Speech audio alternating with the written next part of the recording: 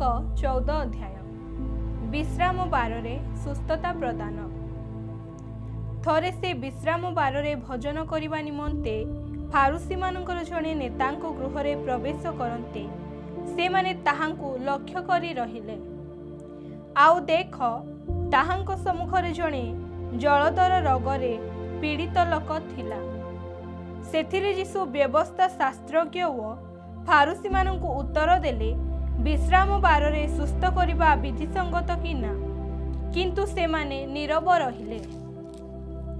पुणी से ताहाकु धरी सुस्थ कले वो विदाय देले। आउ से मानंकु कहिले, तुम्भ मानंको मध्यरु केही आपणा पुओ बा बलद कुओरे पड़िले कौन ताहाकु विश्राम बारे तत्क्षणात उठाइब नाही। आउ से माने एही समस्त कथार कौनसी उत्तर दे पारिले नाही। नत हेबारे उन्नत। पुणी निमंत्रित लोक माने कि प्रकारे प्रधान प्रधान आसन बाछुथिले एहा लक्ष्य करी से मानंकु एही दृष्टांत देई कहिले, जेतेबेले तुम्हे कौनसी लोक द्वारा विवाह भोजकु निमंत्रित हुओ सेतेबेले प्रधान आसन रे बस नाही। काले तुम्भठारु अधिक मान्यगण व्यक्ति तांको द्वारा निमंत्रित होइथिबे। आउ जे तुम्भकु वो तांकु निमंत्रण कले से आसी तुम्भकु कहिबे, एहाकु स्थान दियंतु। आउ सेतेबेले तुम्भे लजारे निम्नतम स्थान ग्रहण करिबाकु जीव। किंतु जेतेबेले तुम्भे निमंत्रित हुओ सेतेबेले जाई निम्नतम स्थान रे बस, जेपरि तुम्भर निमंत्रणकारी व्यक्ति आसी तुम्भकु कहिबे, हे बंधु उच्चतर स्थान को आस, सेतेबेले तुम्भ सहित भजन रे बसुथिबा समस्त लोकंक साक्षात रे तुम्भर गौरव हेब। कारण जे केही आपणा को उन्नत बोली देखाए ताहाकु नत करा जीव, पुणी जे आपणा को नत करे ताहाकु उन्नत करा जीव। पुणी से आपणा निमंत्रणकारी की मध्य कहिले, दिवस बा रात्रि रे भजी देले आपणा बंधु की भ्राता कि आत्मीय कि धनी प्रतिवासी मानकु निमंत्रण कर नाही। काले से माने मध्य फेरी तुम्भकु निमंत्रण करिवे वो तुम्भे प्रतिदान पाइब। किंतु भोज प्रस्तुत कले दरिद्र पंगु खंज व अंध मानकु निमंत्रण कर, ताहा हेले तुम्भे धन्य हेब। कारण तुम्भकु प्रतिदान देवा निमंते से मानकर किछि नाही।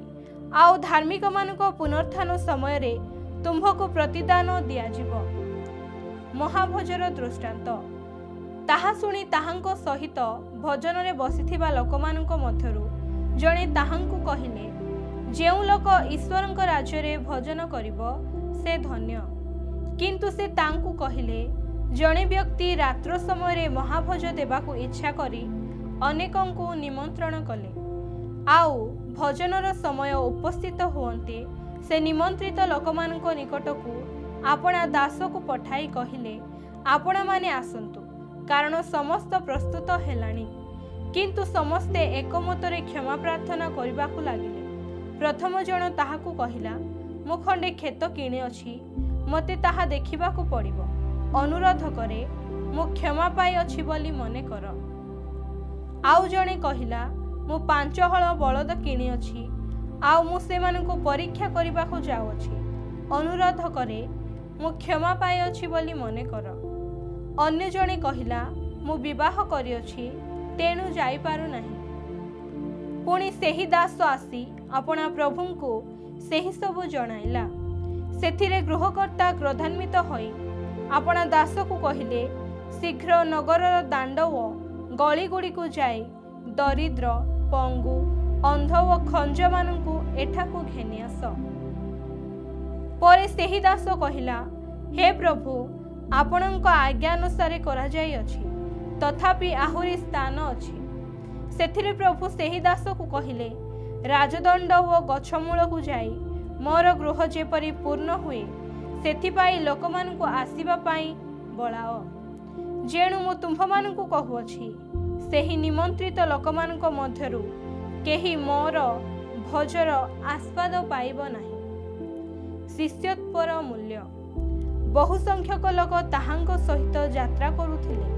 आउ से बोली पड़ी से मानकु कहिले, केही जेबे मो निकटक आसी आपणा पितामाता भार्या संतान भ्राता और भग्नी मानकु एपरिक आपणा प्राण को सुधा अप्रिय ज्ञान न करे तेबे से मोहर शिष्य होई पारे नहीं। जे केही आपण क्रूस बहन करी मोहर अनुगमन न करे से मोहर शिष्य होई पारे नहीं। कारण तुम्भ मानक मध्यरु किए प्रहरी गृह निर्माण करने को इच्छा करी ताहा संपूर्ण करने निमंते ताहार अर्थबल अछि कि नाही एहा प्रथमे बसी व्यय हिसाब देखिब नाही। काले से मूलदुआ बसाई शेष करि न पारिले जेते लोक ताहा देखिबे समस्ते ताहाकू परिहास करी कहिबाकू लागिबे ए लोकटा तळिबाकू आरंभ करी शेष करि पारिला नाही। किंबा केउ राजा अन्य जणे राजांक सहित युद्ध करिबाकू जाउथिबा समय रे 20,000 सैन्य घेनी तांको विरुद्ध रे आसुथिबा राजांक सहित 10,000 सैन्य नै युद्ध करिबाकू सक्षम कि नाही ताहा प्रथमे बसी विवेचना करे नाही। जदि पारंती नाही तेबे अन्य राजा दूर रे थाउ थाउ से दूत पठाई संधि प्रार्थना करंती। सेही प्रकारे तुम्भ मानक मध्यरु जे केही आपणार सर्वस्व त्याग न करे से मोहर शिष्य होई पारे नाही। लवण तो उत्तम किंतु लवण मध्य जदि स्वाद विहीन हुए तेबे ताहा काहिरे स्वादयुक्त करा जिवो। लवण तो उत्तम किंतु लवण मध्य जदि स्वाद विहीन हुए तेबे ताहा काहिरे स्वादयुक्त करा जिवो। ताहा भूमि किंबा खतगदा निमंते योग्य नुहे। लोके ताहा बाहरे फपाड़ी दियंतु जहार शुणिबाकू कान अछि से शुणु। लूक 15 अध्याय हजिला मेंढार दृष्टांत। आउ करग्राही और पापी लोक समस्ते ताहांक वाक्य श्रवण करिबा निमंते ताहांक निकटकू आसुथिले। सेथिरे फारुसी माने और शास्त्री माने बचसा करू करू कहिले ए लोकटा पापी मानंकु ग्रहण करे व सेमानक सहित भोजन करे।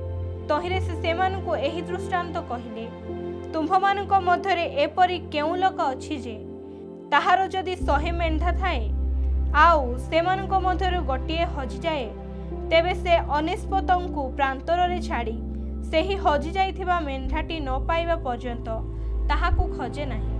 पुणी पाइले से ताहाकू आनंद रे कांधे घर को घेनी आसे। पुणी आपण बंधु प्रतिवासी मानकू डाकी एकत्र करी सेमानकू कहे मो सांगरे आनंद कर जेणु मोहर हजि जाइथिबा मेंढाटी पाइली।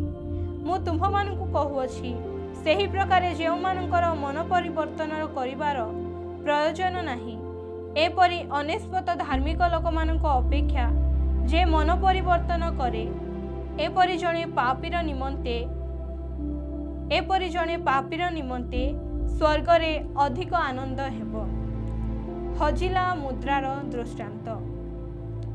अथवा एपरि केउ स्त्री लोक अछि जे ताहार जदि 10टी टंका थाए आउ सेथिरु गोटिए हजि जाए तेबे से दीप जाली घर झाड़ी ताहा न पाइबा पर्यंत जत्न रे खोजे नाही। पुणी ताहा पाइले से अपना बंधु और प्रतिवासी मानकू डाकी एकत्र करी कहे मो सांगरे आनंद कर जेणु जेउ टंकाटी हजाइथिली ताहा पाइली। मु तुम्भ मानकू कहूअछि सेही प्रकारे जे मन परिवर्तन करे एपरि जणे पापी निमंते ईश्वरक दूत मानक सम्मुखरे आनंद हुए। अपव्यय पुत्रर दृष्टांत। से आहुरी कहिले जणे व्यक्तिंकर 2टी पुत्र थिले। सेमानक मध्यरु सान पुओ बापांकू कहिला बापा संपत्तिर जेउ भाग मो बांटरे पड़ुअछि ताहा मते देई दियो। सेथिरे से आपणर सर्वस्व सेमानकू बांटी देले। अल्प दिन उतारे सान पुओ से सबु एकाठी करी दूर देश को चली गला आउ सेठारे कदाचार रे आपणर संपत्ति उड़ाई देला। किंतु समस्त अपव्यय कला परे से देश रे महादुर्भिक्ष पड़िबारु ताहार अभाव हेबाकू लागिला। सेथिरे से जाई सेही देशर जणे लोकंकर आश्रय नेला आउ से ताहाकू घुसुरी चराइबा पाई आपणा खेतकू पठाइले। पुणी घुसुरी माने जेउ सीम खाउथिले सेथिरे से आपणा पेट पुराइबाकू बांछा करुथिला किंतु केही ताहाकू किछि देउ नथिले। मात्र से चेतना पाई कहिला मोर बापांको केते मूलियांकर खाद्य बलि पड़ुअछि किंतु मु एठारे भोकरे मरुअछि। मुठी मोर बापांको पाखकु जीवी वो तांको कहिबी बापा ईश्वरंक विरुद्धरे वो तुम्भ दृष्टि रे मु पाप कली। तुम्भ पुओ बोली डका जीवार मु आउ योग्य नुहे। मते तुम्भर जणे मूलिया परी रख। सेथिरे से उठी आपण पितांको निकटकु गला किंतु से दूर थाउ थाउ ताहार पिता ताहाकु देखि दयारे विगलित हेले वो दौड़ी जाई ताहांकु आलिंगन करी अति स्नेहरे चुंबन देले। पुत्र तांको कहिला बापा ईश्वरंक विरुद्धरे वो तुम्भ दृष्टि रे मु पाप कली। तुम्भ पुओ बोली डका जीवार मु आउ योग्य नुहे। किंतु पिता आपण दास मानकु कहिले सबुठारु भल लुगा चंचल घेनी आसी एहाकु पिंधाओ। एहार हातरे मुदी ओ पादरे पादुका दियो। पुणी रुष्टपृष्ट बाछुरी आनी मार। आस आम्भे माने भजन करी उत्सव करू। कारण मोहर एही पुओ मृत होइथिला पुनर्बार बंचिला, हजि जाइथिला आउ मिलिला। सेथिरे से माने उत्सव करिबाकु लागिले। सेतेबेले तांको बड़ पुओ खेतरे थिला। से जेतेबेले आसी घर पाखरे पहुंचिला सेतेबेले वाद्य और नृत्यर शब्द शुणी दास मानक मध्यरु जनकु पाखकु डाकी सेही सबु कौन बोली पचारिबाकु लागिला। से ताहांकु कहिला तुम्भर भाई आसी अछंती आउ तुम्भर बापा तांकु सुस्थ शरीर रे पाइबारु मोटा बाछुरीटीए मारी अछंती। सेथिरे से रागी जाई भितर को जीवा पाई मंगिला नाही किंतु ताहार पिता बाहर को आसी ताहांकु बहुत बुझाइबाकु लागिले। मात्र से पितांकु उत्तर देला देख एते वर्ष हेला मु तुम्भर गलाम परी खटी आसी अछि पुणी केबे हेले तुम्भर आज्ञा लंघन करी नाही। तथापि मोर बंधु मानक सहित उत्सव करिबाकू तुम्भे मते केबे हेले छेली छुआटीए सुधा देई नाहो। किंतु तुम्भर एही जेउ पुओ बेश्या मानक सहित तुम्भर सर्वस्व खाई उड़ाई देइयोछि जेतेबेले से आसिला सेतेबेले तुम्भे ताहा पाई मोटा बाछुरी मारिल।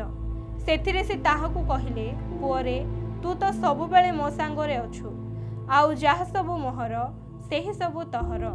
किंतु एही जे तहर भाईटी मृत होइथिला पुनर्बार बंचिला, हजि जाइथिला आउ मिलिला। सेही हेतुरु उत्सव ओ आनंद करिबा उचित।